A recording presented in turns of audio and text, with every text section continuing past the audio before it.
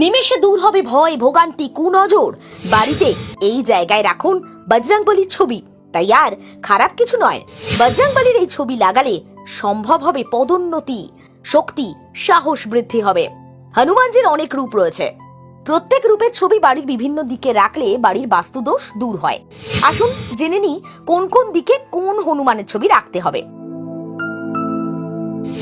পুরাণে বলা হয় হনুমানের 4 যুগে অমরত্বের কথা, অর্থাৎ 4 যুগে হনুমান অমর।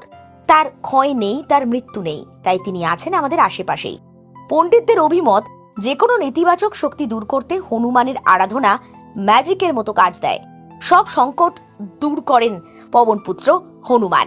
কথিত আছে হনুমানজি নিজের নখ দিয়ে বুক বিদীর্ণ করে দেখিয়েছিলেন স্বয়ং রামচন্দ্রকে। সকলে চাক্ষুষ করেছিলেন তার মধ্যে শ্রীরামচন্দ্র ও সীতা মায়ের অবস্থান। তাই